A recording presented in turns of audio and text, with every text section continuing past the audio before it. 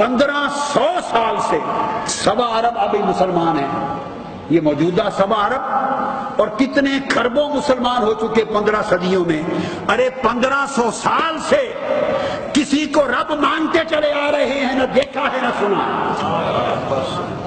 1500 سال سے کسی کو رب مانتے چلے آ رہے ہیں، خالق و مالک مانتے چلے آ رہے ہیں بغیر دیکھے۔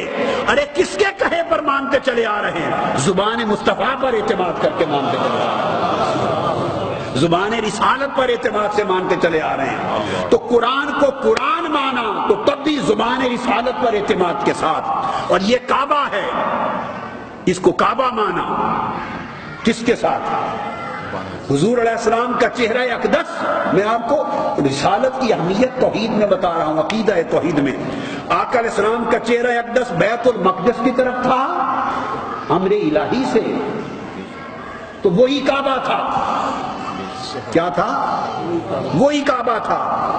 کوئی آیت نہیں اتری تھی قرآن مجید میں کہ بیت المقدس کو قبلہ بنا لو۔ یہ اللہ اور رسول پاک صلی اللہ علیہ وسلم کے مابین ایک خفیہ کمیونیکیشن تھی،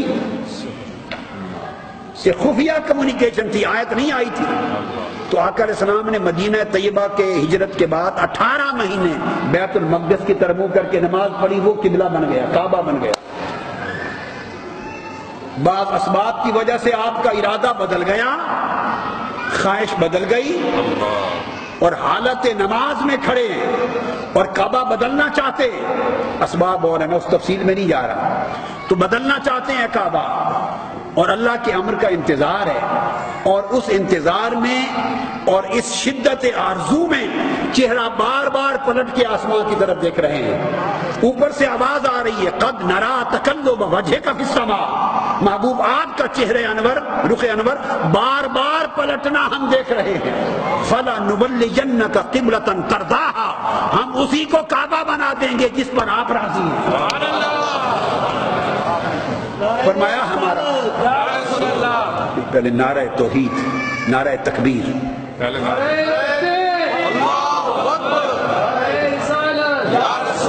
رب کائنات نے گویا یہ فرمایا، رب کائنات میرے محبوب بلا کوئی منہ ادھر کو کر لے یا ادھر کو کر لے، میری الوہیت کو کیا فرق پڑتا ہے؟ کوئی مشرق کی طرف منہ کرے یا مغرب کی طرف، میری ربوبیت اور الوہیت کو کیا فرق پڑتا ہے؟ فرمایا لیس البر ان تولوا وجوہکم قبل المشرق والمغرب، لوگ مشرق کی طرف بھی منہ کر کے نماز پڑھتے ہیں تو دھیان تو میری طرف ہی کرتے ہیں نا، مغرب کی طرف منہ کر کے بھی نماز پڑھیں تو دھیان تو میں تو محتاج نہیں ہوں نہ قبلوں کا، نہ کعبوں کا، نہ جہتوں کا، نہ سمتوں کا، نہ مشرق کا، نہ مغرب کا، میں تو کسی سمت کا محتاج نہیں ہوں۔ محبوب میں نے تو کعبے بنائے تیری رضا کے لیے، تیرا رخ ادھر تھا تو ادھر راضی تھا، اس میں حکمت تھی کہ دل جوئی ہو جائے یہاں کے لوگوں کی، تو ہم نے بیت المقدس کو کعبہ بنا دیا۔ اب تیرا دل وہاں سے ہٹ گیا، تو نے چاہا کہ مکہ کہ کعبے کو قبلہ کو بنا لیا جائے۔ محبوب اگر تو اس پر راضی ہے اسی کو کعبہ بنا لیتے۔ حکم آ گیا فبلغ وجہک، یہ لکھا ہے فبلغ وجہک شطر المسجد الحرام۔ اب نقطہ جو میں آگے سمجھانے والا ہوں وہ یہ، اب یہ ساری کمیونیکیشن وحی کی شکل میں ہو رہی ہے، اور حالت نماز میں کھڑے ہیں۔ مسجد قبلتین کو تو سنا ہے نا آپ نے، میں جو آیت پڑھی تھی ادھر نہیں آیا، یعنی موضوع کی طرف نہیں آیا، وہ جو ابتدائی نقطہ بتایا کہ توحید اور رسالت کا تعلق کیا ہے، اب ہم اسی گلی میں پھنس گئے اسی گلی کے چکروں میں پھنس گئے جا کر۔ تو یہ کمیونیکیشن تھی، یہ خفیہ حالت نماز ہے۔ 2 رکعتیں ہو چکی، عصر کی نماز پڑھا رہے ہیں، 2 باقی ہیں مسجد قبلتین میں۔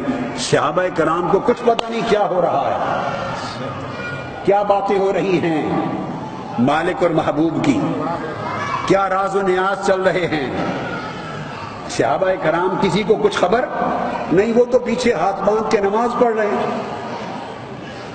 ادھر مرد نماز پڑھ رہے ہیں، صحابہ ادھر عورتیں بھی نماز پڑھ رہی ہیں۔ درمیان میں حالت نماز میں امر آ گیا، اب نماز سے سنیے فارغ ہوتے تو تب بتانا تھا نا صحابہ کرام کو، یہ اگلا نکتا، نماز سے فارغ ہوتے ختم کر کے تو تب بتانا تھا نا کہ اللہ کا حکم آ گیا ہے کہ آج سے قبلہ بدل گیا فبل وجہ کا شطر المسجد الحرام. تو ابھی تو نماز سے فارغ نہیں ہوئے، یہ تو سارا قصہ نماز کے اندر کا ہے، نماز کے اندر کا ہے. تو آقا علیہ السلام نے کیا کیا؟ حالت نماز میں جب امر آ گیا تو آپ نے چہرہ بدل لیا. اور یہ بھی آپ کو بتاؤں، مثلا اس طرف تھا بیت المقدس، بالکل 180 ڈگری ڈیفرنس تھا، مشرق و مغرب. ادھر نماز شروع کی تھی، 2 رکعتیں پڑھی تھی، منہ ادھر تھا، آگے صحابہ کھڑے تھے، پچھلی صفوں پر ادھر عورتیں کھڑی تھی. اس پورے نقشے کو سمجھنے کی کوشش کریں، آپ کو رسالت کا عقیدہ سمجھ میں آ جائے گا کہ رسالت کیا ہے. ادھر منہ تھا، پھر پچھلی صفوں پر صحابہ کرام کھڑے ہیں مرد، اور ان سے پیچھے خواتین کھڑی ہیں. اندر ہی اندر باتیں ہو گئیں، راز و نیاز ہو گئے. امر آ گیا کہ بدل لے محبوب، جس پر آپ راضی ہیں اسی کو قبلہ بنا دیتے. تو آقا علیہ السلام نے امر الہی پا کر چہرہ انور بدل لیا. اب میں آپ کو پورا پروسیس سمجھاتا ہوں، آپ دیکھ لینا. مثلا ادھر امام کھڑا ہے منہ کر کے، اور صحابہ کرام کھڑے ہیں، ان کا منہ بھی ادھر ہے. پیچھے عورتیں کھڑی ہیں، ان کا منہ بھی ادھر ہے. اب وہاں سے چہرہ بدل لیا، اور کعبۃ اللہ ادھر تھا مکہ کا اس طرف. تو جب چہرہ بدلا تو تھوڑا سچویشن پہ غور کرے. یہ باتیں مفسرین نہیں لکھتے،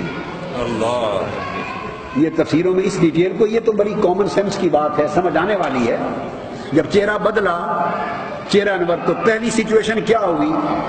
امام کا چہرہ ادھر اور مقتدیوں کا چہرہ ادھر آمنے سامنے ہوگا. اب اس طرح تو نماز نہیں ہو سکتی. تو آقا علیہ السلام نے کیا کیا کہ صفیں چیرتے ہوئے ادھر آ گئے، چیرتے ہوئے ادھر آ گئے. اور جب ادھر آئے تو جب اس طرف آ کے منہ کیا تو ادھر عورتیں تھیں.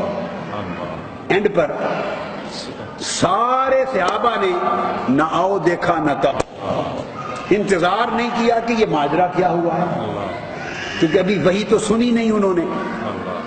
وہ نماز سے فارغ ہوتے، ان سے خطاب کرتے، بتاتے بھائی آج یہ حکم آ گیا ہے، قبلہ بدل گیا، تو تب خبر ہوتی نا. یہ تو سارا نماز کے اندر ہوئے جا رہا ہے، سارا کچھ اندر ہو رہا ہے. تو اس طرف آ گئے، اس طرف چہرہ اقدس کر لیا. تو پیچھے عورتیں کھڑی تھی، لا محالہ عورتوں نے بھی چہرہ بدلا، رخ بدلا. جب رخ بدلا تو یہ ممکن تو نہیں تھا کہ پہلی صفحے پر عورتیں آ جائیں اور مرد پیچھے ہو جائیں. نہ صرف رخ بدلا، وہ ساری کی ساری صفیں عورتوں کی چل کر مردوں کو چیر کے ادھر چلی گئی، منہ ادھر کر لیا. اور صحابہ کرام جو ادھر کھڑے تھے وہ چیرتے ہوئے ادھر آ گئے. نہ صرف منہ پلٹے، صفیں بھی چیرتی گئیں، اور آگے والے پیچھے، پیچھے والے آگے. یہ سارا انقلاب بپا ہو گیا. اور پھر نئے سرے سے صف بندی ہوئی، اور آقا علیہ السلام کے پیچھے ادھر منہ کر کے صحابہ کھڑے ہو گئے، پیچھے خواتین صحابیات کھڑی ہو گئی، اور نماز ٹوٹی نہیں، جاری رہی. حضور کے معاملے میں لگے رہے. رخ بدل گئے، صفیں چر گئی، ادھر آ کے کھڑے ہو گئے، عورتیں ہٹ کر ادھر چلی گئی، مرد ادھر آ گئے، رخ بدل گئے، اور نماز جاری رہی. 2 رکعتیں بعد میں اسی طرح مکمل ہوئی. اور نماز کے بعد جا کر بتایا کہ یہ اس لیے ہوا کہ اوپر سے حکم آ گیا فبل وجہ کا شطر المسجد الحرام. اور یہ اب صحابہ کرام کا عقیدہ رسالت دیکھیے، ایمان دیکھیے. ایک لمحہ تھا، ایک لمحہ امتحان تھا، صحابہ کرام کے ایمان کا امتحان، ان کی معرفت کا امتحان، مقام رسالت کو سمجھنے کا امتحان کہ ان کا عقیدہ رسالت کیا تھا، وہ مقام رسالت کو کیا سمجھتے تھے، ان کے فہم میں کیا تھا کہ توحید و رسالت کا تعلق کیا ہے. وہ رب سے ڈائریکٹ تعلق جوڑتے تھے یا بواسطہ مصطفیٰ جوڑتے تھے. وہ اپنے فہم سے توحید تک پہنچتے تھے یا بذریعہ رسالت پہنچتے تھے. یہ بات سمجھنے کی ہے. اس سچویشن کا نقشہ قرآن نے کھینچا ہے 2 پارے کے شروع میں، اور فرمایا وَمَا جَعَلْنَا الْقِبْلَةَ الَّتِي كُنْتَ عَلَيْهَا إِلَّا لِنَعْلَمَ مَنْ يَتَّبِعُ الرَّسُولَ مِمَّنْ يَنْقَلِبُ عَلَىٰ عَقِبَيْهِ وَإِنْ كَانَتْ لَكَبِيرَةً إِلَّا عَلَى الَّذِينَ هَدَى اللَّهُ. یہ قرآن نے کہا میرے محبوب یہ ایک لمحہ ایسا تھا کہ جس قبلے پر آپ کو ہم نے پھیر دیا ہم نے امتحان لیا، وما جعلنا القبلۃ التي كنت عليها الا لنعلم، جس پر آپ تھے، ہم نے یہ سارا امر اس لیے کیا لنعلم کہ ہم پرکھ سکیں، ہم ٹیسٹ لے سکیں، ہم جانچ سکیں، جانچیں، پرکھیں۔ کیا پرکھیں باری تعالیٰ؟ یہ پرکھیں من یتبع الرسول ممن ينقلب على عقبیہ، کہ جب یہ سچویشن ہو گئی تو ایک لمحہ ایسا تھا، بھائی ابھی تو انہیں خبر نہیں پہنچی تھی نا کہ کعبہ یہ بن گیا ہے، حالت نماز میں جب داخل ہوئے تھے تو کعبہ کون سا تھا؟ کعبہ بیت المقدس کو آپ قبلہ اول کہتے ہیں، بھئی اس نماز کے اندر جب داخل ہوئے تھے تو وہی قبلہ اولی کی قبلہ تھا۔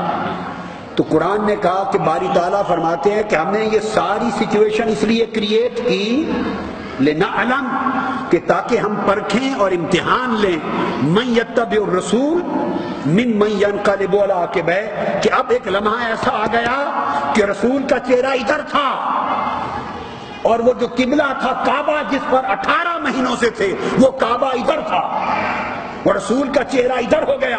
اب رسول کا چہرہ ادھر اور کعبہ ادھر، رب نے کہا کہ اب اس لمحے وہ ایک عجیب کشمکش میں تھے اور میں امتحان لینا چاہتا تھا کہ کون کعبے کی طرف جاتا ہے، کون مصطفیٰ کی طرف۔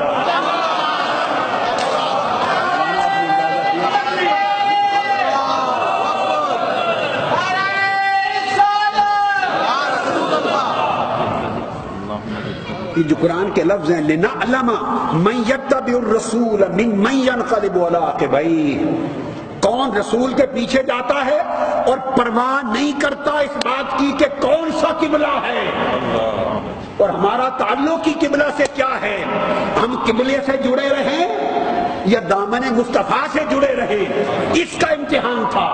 لہذا یہ بات بعد میں ہوگی کہ کیوں مڑے، حضور نے رخ انور کیوں پھیرا، کیا امر آیا، کیا وحی آئی، یہ بعد میں پوچھتے رہیں گے۔ اس وقت لمحہ یہ تھا کہ چہرہ مصطفیٰ ادھر ہے اور کعبہ جس پر قائم تھے پہلے 18 ماہ سے وہ ادھر ہے۔ رب نے کہا کہ میں یہ امتحان لینا چاہتا تھا کہ میرا گھر ادھر ہے، میرا گھر ادھر ہے اور مصطفیٰ کا در اب ادھر ہے۔ اب دیکھنا یہ ہے کہ تم رخ مصطفیٰ کی طرف جاتے ہو یا میرے گھر کی طرف جاتے ہو۔ تو جنہوں نے کعبے کو چھوڑ دیا، وہ جو پہلا قبلہ اول تھا اس کو چھوڑ دیا اور مصطفیٰ سے تمسک اختیار کر لیا، فرمایا وہی مومن ہو گئے، وہی مومن ہو گئے۔ کیا سمجھداری، یہ صحابہ کرام کی کتنی معرفت تھی۔ قرآن کا انہا لکبیرۃ الا علی الذین ھدی اللہ، یہ لمحہ بڑا مشکل تھا، یہ فیصلہ کرنا بہت بھاری امر تھا، مگر ان کے لیے بھاری نہ تھا جن کو اللہ نے ہدایت دے دی تھی، وہ صحابہ کرام جن کو ہدایت دے دی تھی۔ اور یہاں ہدایت کا معنی کیا ہے؟ جن کو مقام رسول کی معرفت دے دی تھی، مقام رسول کی معرفت دے دی تھی، جن کو یہ سمجھ میں آ گئی تھی کہ ہمارا اپنا تعلق کعبے سے کیا ہے، ہم کب سے کعبے کو جاننے والے بنے ہیں۔ ہم تو اصلاً وہی تھے جنہوں نے 360 بت جما رکھے تھے کعبے کے صحن میں، ہم تو وہ تھے جن میں سے اکثر خدا جانے کیا کیا کرتے تھے۔ ہم کعبے والے کب سے بنے؟ ہمارا کعبہ تو یہ تھا کہ مصطفیٰ نے فرمایا یہ کعبہ ہے، وہ القدس کعبہ بن گیا اور بتائے بغیر چہرہ پھیر لیا۔ ہم نے کہا بعد میں سنتے رہیں گے کیا ہوا، وہ اس کعبہ بن گیا۔ وہ کسی نے کیا خوب کہا ہے کہ جس طرف وہ نظر نہیں آتے، جس طرف وہ نظر نہیں آتے ہم وہ رستہ ہی چھوڑ دیتے ہیں اور کعبہ بنتا ہے اس طرف ہی ریاض، رخ جدھر کو وہ موڑ لیتے ہیں۔